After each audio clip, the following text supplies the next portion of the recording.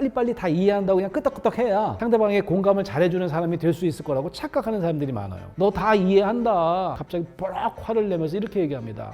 차라리 모른다고 해. 이 동석이처럼 마음속 깊은 곳에 남에게 한 번도 꺼내놓지 못한 감정들이 수두룩하다면 다 이해한다고 하면 더 이상 그 사람과 상대하고 싶지 않은 그런 마음이 든다는 거죠.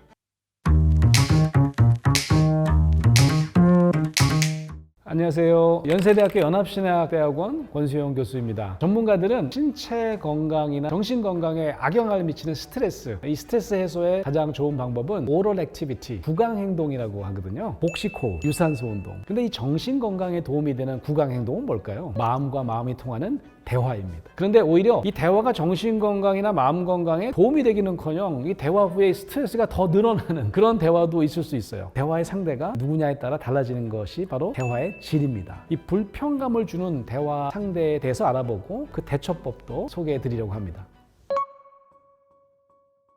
우리가 편한 사람들만 만나고 대화하고 살면 얼마나 좋겠어요. 그런 기대는 포기하셔야 돼. 대신 불편감을 주는 사람들을 만나면 그 사람들의 내면이 어떤지 우리가 알고 우리의 마음을 좀 다잡는다면 훨씬 더 대화가 쉬워질 거예요. 누구에게나 불편감을 주는 사람들을 저는 세 부류로 나눠요. 첫 번째는 판단이 빠른 사람이에요. 문제는 이 판단이 항상 이 과정보다는 이 결과 위주라는 거죠. 자녀가 왜 나이가 들면 들수록 부모님들을 불편해하고 피하는 줄 아세요? 단순히 뭐 예민한 사춘기 때문에 그럴까요? 이 부모님이요 판단이 너무 빨라요. 그리고 자꾸 이 결과만 따지시잖아요. 이 과정을 좀 이야기해 주시면 좋잖아요. 예를 들면 이번에도 준비하는 과정이 만만치 않을 텐데 힘든 점이 있으면 언제든지 엄마한테 얘기해. 이렇게 좀 과정을 살펴주고 좀 응원해 주면 좋을 텐데 늘 부정적으로 판단해 버리면서 끝이 나요. 또 지난번처럼 실패하면 어쩌려고 엄마 생각에 이런 식으로 하면 다시 해도 결과는 똑같을 것 같은데 뭐 이런 거죠. 우리를 불편하게 하는 사람들은 되게 판단이 빠르고 과정보다는 결과를 좀 부정적으로 결론 내리는 경우가 많다는 거죠. 안 돼 파들이야. 이런 사람들 우리와의 대화 중에 걱정해 주는 것 같지만 항상 끝은 항상 부정적인 판단이 주를 이뤄요. 이게 가능하겠어? 안 돼. 일부러 우리를 좀 실패하길 바라는 그런 못된 사람은 아닐 때가 많아요. 그죠? 부모님이나 남친이나 여친이라면 그 사람들 내면에는 과도한 불안이 그 사람을 움직이고 있다라고 생각하시면 돼요. 안 되길 바라는 게 아니고 스스로 너무 불안하신 거죠. 원래 불안이 높은 분이라면 무조건 양지보다는 음지를 먼저 따지게 돼 있어요. 그거 안 될 수도 있잖아. 이건 초치는 게 아니라 상대방 입장에서 스스로 방어 기제를 사용하신다고 보시면 좋아요. 안 될 걸 미리 예비해 놓아야 덜 불안하신 그런 성향이거든요. 그럼 이렇게 반응하시면 좋아요. 네가 엄청 불안한가 보다 그렇게 얘기한 걸 보니까. 그래도 나는 너랑 다르니까 한번 해볼게. 그냥 응원해줘. 두 번째로 우리에게 불편감을 주는 뭐든지 다 안다고 하는 사람들이 있어요. 다 알아 파들. 우리가 몇 마디 안 했거든요. 근데 다 이해할 것 같다는 거예요. 뭐지? 난 아직 내 속 진짜 얘기는 꺼내지도 않았는데 뭘 한다는 거지? 이런 다라파들은 우리에게 좀 불편감을 주는 이유가 있어요. 우리 이야기를 건성으로 듣는 느낌이 좀 드는 거거든요. 이 사람들이 우리를 좀 중요하게 생각하지 않는 거 아닌가? 너무 대충대충 상대하는 건 아닐까? 그런데요, 꼭 그런 것만 아닐 수 있어요. 이런 사람들은요, 공감을 어떻게 하는지 기본적으로 모르는 사람들이에요. 빨리빨리 다 이해한다고 그냥 끄떡끄떡 해야 상대방에게 공감을 잘해주는 사람이 될 수 있을 거라고 착각하는 사람들이 많아요. 인기 TV 드라마 우리들의 블루스라고 있었죠. 그 드라마에서 이 동석이라고 하는 인물이 나와요. 어린 시절에 이 엄마와의 기억하고 싶지 않은 그런 어떤 상처 때문에 엄마와 의절하고 사는 인물인데요. 같은 동네에 살고 같은 시장에서 일하는데도 친엄마한테 인사를 안 할 정도로 아주 까칠한 인물로 나옵니다. 그런데 그런 엄마가요, 암에 걸리셔서 시한부 인생이 됩니다. 그러니까 마을 사람들이 그걸 알게 돼가지고 이제 알려주려고 그래요. 서로 좀 화해하라고. 동석이의 후배와 선배들이 동석이를 술집으로 불러서 알려줍니다. 한 선배가 이렇게 이야기를 해요. 야, 우리가 네 마음을 모르면 누가 아냐. 너 다 이해한다. 그랬더니 갑자기 동석이가 뚜껑을 놓더니 갑자기 뽀락 화를 내면서 이렇게 얘기합니다. 차라리 모른다고 해. 내가 세상에서 제일 싫어하는 말이 남이 나 이해한다는 말이야. 왜 가끔 우리는 남들이 우리를 다 이해한다고 다 안다고 하면 우리 짜증이 날까요? 이 동석이처럼 마음속 깊은 곳에 남에게 한 번도 꺼내놓지 못한 감정들이 수두룩하다면 덮어놓고 안다고 그러고 다 이해한다고 하면 더 이상 그 사람과 상대하고 싶지 않은 그런 마음이 든다는 거죠. 마치 내 진짜 감정은 외면당하는 듯한 느낌이 드는 거죠. 드라마의 동석이처럼 상대방이 자꾸 다 안다고 그러고 그러면 이 사람이 좀 공감 능력이 떨어지는 사람이구나 여기시면 틀림없습니다. 그냥 그 사람에게는 내가 속 속 깊은 공감은 받지 못하겠구나 생각하시면 됩니다. 세 번째 불편감을 주는 사람들의 유형은 닥치고 자기 얘기파들. 이런 사람들은 입만 열면 자기 얘기를 하는 사람들입니다. 기본적으로 대화의 시간을 좀 많이 잡아먹는 사람들이에요. 우리가 불편감을 느끼는 이유는 공정한 대화의 상대처럼 안 보여요. 여러분이 무슨 이야기를 꺼내면 갑자기 본인 이야기로 바꿔가지고 대화의 거의 대부분을 자기 얘기를 도배해버리는 그런 사람들이 있잖아요. 이 상대방 이야기가 좀 재미있다면 그래도 좀 몇 번은 들어줄만 하죠. 그런데 그런 일이 반복되면 여러분은 점점 불편해지실 거예요. 보통 자신이 지식이나 경험이 많아서 상대방에게 좀 도움을 주어야 될 대상이라고 여기는 꼰대들이 이렇게 닥치고 자기 얘기로 대화의 물꼬를 바꾸는 경우가 많잖아요. 여러분 아시죠? 부모님들, 선배님들, 선생님들이 주로 이 닥치고 자기 얘기를 많이 하신다면 그 이해할 만하다고요. 근데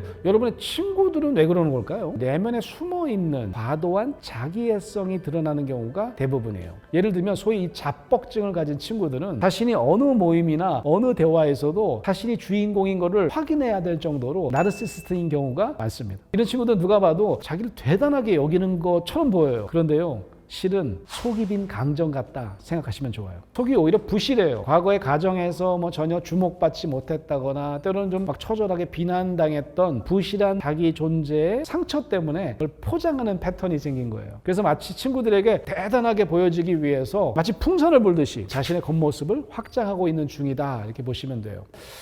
그냥 두세요. 여러분이 한마디 하잖아요. 야, 너 혼자 얘기 다 하냐? 한두 번도 아니고 말이야. 너보다 여기 경험도 많고 가방끈 긴 친구도 많아. 좀 자중해. 알았지? 충고라도 한번 하고 싶으시죠? 소용없어요. 속이 너무 부실해서 과도한 자기애로 방어하는 사람들은 그렇게 한두 번 지적한다고 드라마틱하게 바뀌지 않습니다. 반대로 그래 너 정말 대단해. 너 모르는 게 없는 것 같아. 공감해주면 그럼 어떻게 될까요? 그럼 막 신나서 더 할 것 같죠? 자기애를 더 막 과장해서 얘기할 것 같죠? 아니에요. 자기애가 좀 덜 할 수도 있어요. 무한해서 덜 하는 게 아니고요. 덜 느끼기 때문에 자기애를 줄어들게 만들 수 있다는 거죠. 전문 심리 상담사도 아주 오랫동안 심리 치료를 해야 아주 조금씩 개선되는 경우가 대부분이니까 여러분이 너무 힘 빼지 마시고 너무 힘드시면 자주 만나시지 않는 게 여러분 정신 건강에 도움이 되실 거예요. 대화 중에 남들에게 이 불편감을 주는 이 대상, 제가 세 부류를 한마디로 정의를 본다면 공감 제로형들입니다. 상대방을 절대 공감하지 않을 거야 결심하고 대화하는 게 아닌데도 그런 사람들과 대화하다 보면 우리는 전혀 공감을 못 받는 것 같은 느낌이 든다는 거죠. 아주 불편감을 주는 대상으로 전락하게 되는 거죠. 첫 번째, 이 안 돼! 이 파들은 내면의 불안이 높다 보니까 판단이 너무 빨라지는 거예요. 자꾸 빨라져요. 자신의 불안을 스스로 인정하고 수용하면 약간 여유가 생깁니다. 고3 자녀에게 자꾸 부정적인 판단을 앞세우고 정신 바짝 차리려고 만드는 것이 최선이라고 여기는 엄마가 있었어요. 절대로 재수는 안 돼. 정신 바짝 차려. 하루가 멀다 하고 강조하는 재수는 안 돼! 라고 하는 안돼파 부모라고 할 수 있겠죠. 엄마에게 부르짖습니다. 엄마 제발 재수는 안 된다는 말 그만할 수는 없어? 엄마가 그런 얘기 할 때마다 내가 점점 불안해진다는 걸 전혀 공감 못하지. 엄마는 약간 멍해졌어요. 자녀의 마음을 몰라주고 공감 못하는 엄마로 전락하니까 자기를 좀 돌아보셨나 봐요. 그렇게 보니까 본인이 예전에 대학 입시를 3번이나 실패했던 거예요. 삼수하신 거예요. 자신의 그런 아픈 과거 때문에 자녀의 입시 앞에서 자꾸 과도한 불안이 작용을 했던 거죠. 그런 불안을 잘 알아차리고 수용하면 자녀의 불안도 공감해 줄 수 있는 엄마가 될 수 있는 겁니다. 이 다 알아봐도요, 공감 방법을 잘 모르니까 일단 덮어놓고 다 안다고 선언부터 하는 식이라고 했잖아요. 게다가 자꾸 내가 네 마음을 다 이해한다고 하면 보통 다 겉으로 보이는 감정만 대충 공감하는 거라고 여겨요. 남편을 위해서 맛있는 찌개를 해놓고 기다렸는데 남편이 전화도 없이 자정이 다 되어서 들어오는 바람에 어젯밤에 쫄쫄 굶은 화가 난 아내가 있었어요. 다음날 동창 친구에게 전화를 합니다. 어제 일을 다 얘기하고 너무 화가 나서 한 잠도 못 잤다고. 남편이 미워 죽겠다고 얘기를 합니다. 그랬더니 그 동창 친구는 그럼 내가 네 마음 잘 이해하지. 한술 더 떠요. 너니까 그런 남편 데리고 사는 거야. 나 같으면 절대 그런 남편이나 못 살아. 어떻게 그런 남편한테 찌개를 끓여줄 생각을 하니. 넌 진짜 대단한 거야. 전화를 끊고 나니까 마음이 좀 그래요. 분명히 동정과 위로를 받은 것 같긴 한데 왠지 공감을 받은 것 같지는 않아요. 아마 이 드라마의 동석이와 같은 말을 하게 될지도 몰라요. 내가 제일 싫어하는 말이 내 마음 다 안다는, 이해한다는 말이야. 이 공감이 겉으로 드러난 감정을 그냥 끄떡끄떡 인정해주는 동감이나 위로 정도가 아니라는 것을 잘 모르는 거예요. 아내는 남편과 그날 저녁에 그냥 찌개만 먹으려고 했던 게 아니에요. 행복한 시간 공유하고 싶었던 바람이 아주 컸어요. 그런 자신의 바람과 열망이 갑자기 무너져 내리면서 자신은 마치 옛날 데이트할 때 혼자 엄청나게 기다렸다가 무참히 돌아섰던 그런 사람처럼 느껴졌을 거예요. 그런 자신의 존재에 대한 감정을 누군가 공감해 줄 때 아마 아내는 닭똥 같은 눈물을 떨고 볼지도 몰라요. 맞아,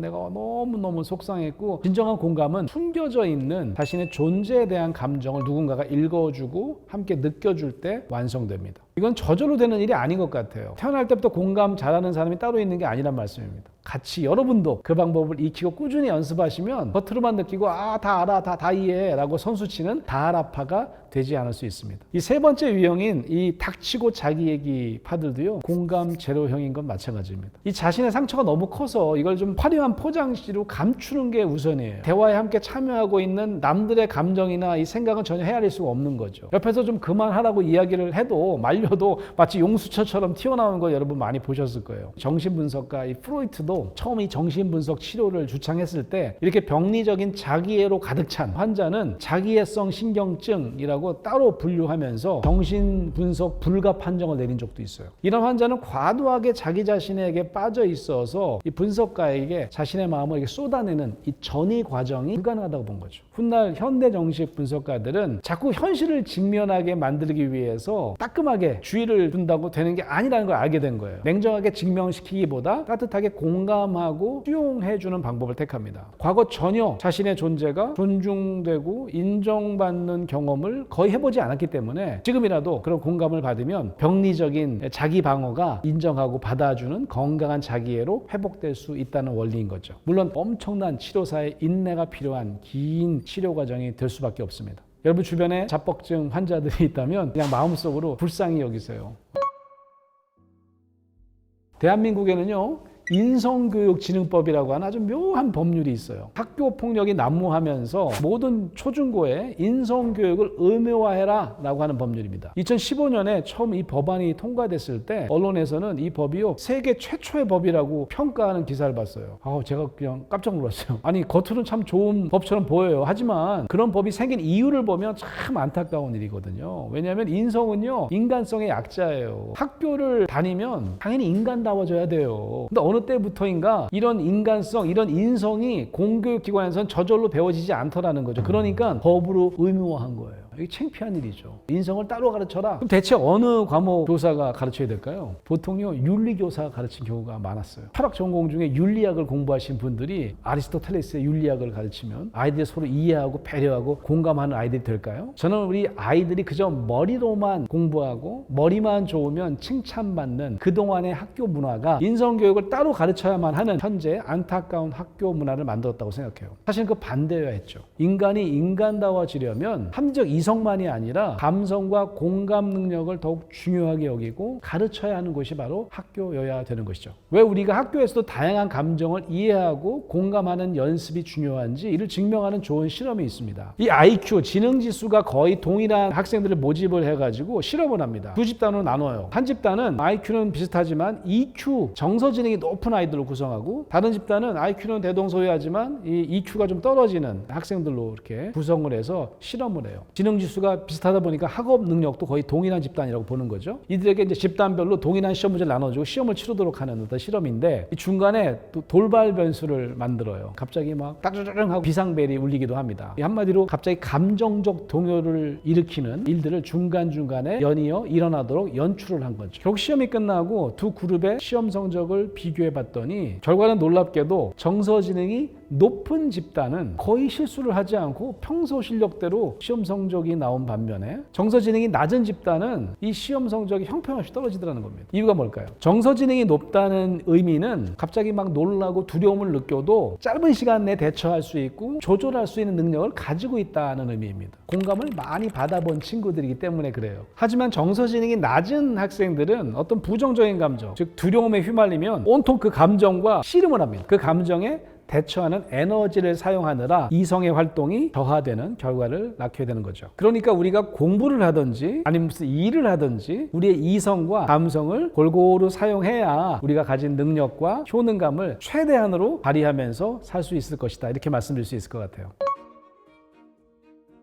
저는 우리의 마음을요 하나의 시스템으로 이해하자라고 제안합니다. 이 단순히 여러 사람들의 모임, 단체 그런 의미와는 좀 다른 의미입니다. 시스템은 마치 지속적으로 움직이는 생물 같아요. 이런 비유를 제가 한번 써볼게요. 풍선에다가 물을 집어넣었어요. 한 절반쯤 물을 집어넣습니다. 이 풍선을 잘 들기 위해서는 물의 균형을 잘 맞춰야 되겠죠. 이 한 손으로 이 풍선을 잘 들 수 있을 거예요. 그런데 물이 갑자기 한쪽으로 몰리잖아요. 그럼 어떻게 될까요? 이 손에서 미끄러져 떨어지겠죠. 이런 시스템적인 관점을 가지고 보면 물이 몰리는 곳이 있으면 물이 전혀 없는 곳이 생기게 되는 거죠. 여러분이 속한 조직을 한번 떠올려 보세요. 강하게 자기 주장을 막 하는 사람들과 그러지 못한 사람들이 목소리를 내지 못하고 숨어 있는 사람들이 있어요. 근데 여러분이 그 조직의 리더가 되었다면 겉으로 강하게 자기 주장을 막 하는 강경파의 주장만 귀담아 듣는다고 한번 생각하면 어떻게 될까요? 조직을 원활하게 이끄는데 어려움을 겪게 되겠죠. 잘못하면 풍선이 손에서 떨어지듯이 조직은 도태되고 막. 저는 주로 부부나 가족을 상담하는 전문가인데요. 가족 구성원들도 마찬가지인 것 같아요. 상담 중에 엄청나게 이야기를 많이 하시는 분들이 있어요. 주로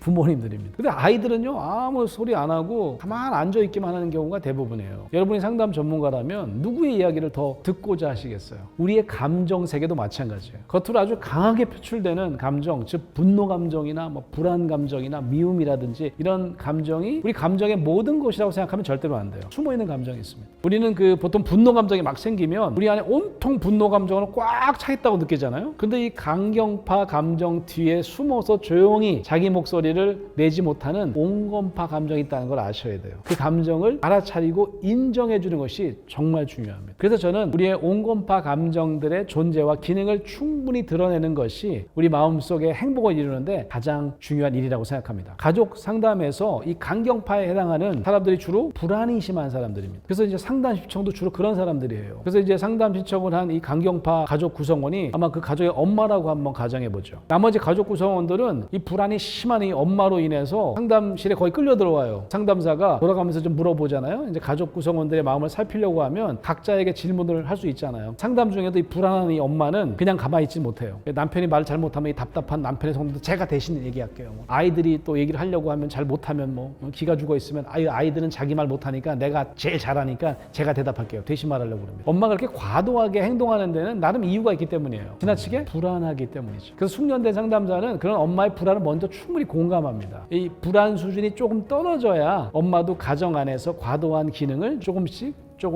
내려놓을 수 있어요. 우리의 감정 세계도 마찬가지죠. 불안이라고 하는 감정에 휘몰아치면 다들 어떤 감정도 느끼지 못합니다. 그때 이 불안을 무조건 나쁜 감정이라고 매도해서는 안 되는 거죠. 불안이 지나치게 나서면 숨겨진 감정이 나설 수가 없거든요. 사실 이 과도한 불안은 이 과거의 어떤 트라우마처럼 된 이 자신의 수치심이 다시 떠오르지 않게 하기 위해서 평소에 지나치게 방어적으로 기능하고 있었다는 것을 알 수 있어요. 그래서 이 숨어있는 수치심이라고 하는 이 온건파 감정도 충분히 알아주고 공감해 줄 때 더 이상 이 온건파 감정은 숨어 있을 필요가 없어지겠죠. 그러면 어떻게 될까요? 불안도 내가 과도하게 기능을 많이 할 필요가 없어지는 거죠.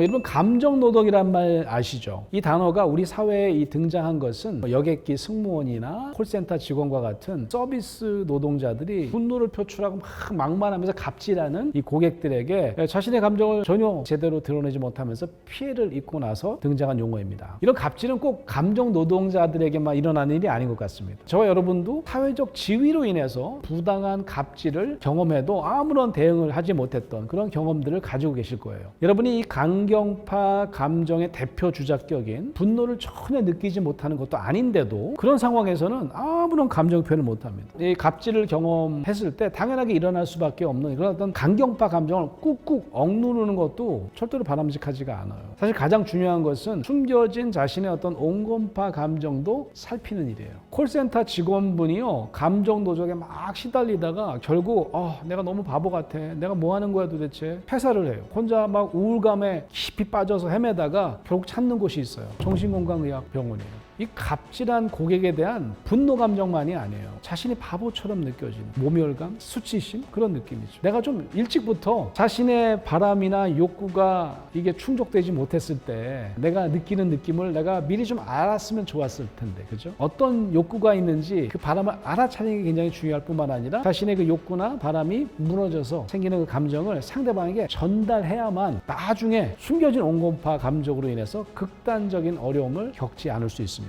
이 갑질하는 고객에게 같이 욕을 해줄 수가 없잖아요. 그렇다고 무조건 참는 게 능사가 아니라고 그랬죠. 고객에게 자신의 욕구를 전달하는 게 굉장히 중요한 최우선 과제예요. 이렇게 한번 얘기해 보는 거죠. 고객님, 제가요 조금만 좀 목소리를 낮춰서 말씀해 주셨으면 하는 바람이 있어요. 고객님이 좀 가족에게 대하듯이 좀 따뜻하게 해주시기를 바랍니다. 고객님에게 마치 물건 취급당하는 느낌이 들거든요. 부탁드립니다. 아마 여러분 그러실 거예요. 상대방이 더 화나질 것 같은데요? 이런 분도 계시더라고요. 만약 그래도 상관없어요. 여러분 마음에게 아주 중요한 이득이 있습니다. 내가 나중에 그 수치심 때문에 끙끙 앓다가 결국 약 먹는다고 그랬잖아요. 그런 필요가 없어지려면 여러분이 먼저 알아차리시고 알아주셔야 돼요. 그 온건파 감정을. 그 사람한테 통하든 안 통하든 상관없습니다. 무조건 하세요. 앞서 말씀드린 것처럼 우리의 마음의 평화를 찾는 가장 빠른 방법은 어떤 감정도 그게 수치심이나 모멸감이라고 할지라도 우리 마음속 시스템 안에서 소외되거나 숨어있지 않게 만드는 것이 여러분의 마음을 돌볼 수 있는 가장 중요한 방법인 거죠. 여러분도 혹시 직장에서 여러분에게 자꾸 모멸감을 주는 발언을 하는 사람이 있다면 여러 가지 조건 때문에 대놓고 화를 내지 못하실 때가 있을 거예요. 그냥 참지 마시고 여러분의 온건파 감정을 꺼내는 연습을 한번 해보세요. 처음엔 잘 안 되실 거예요. 그래도 한번 꾸준히 한번 해보세요. 그냥 참지 마시고 자 꺼내보시는 거죠. 저는 팀장님이 좀 더 인격적으로 말씀해 주시기를 바랍니다. 저는 제 존재가 바보처럼 갑질당하는 모멸감이 느껴집니다. 이렇게 한번 해보세요. 그럼 아마 팀장님이 좀 깜짝 놀라시면서 주춤하실 수도 있고 잘하면 사과하실 수도 있어요.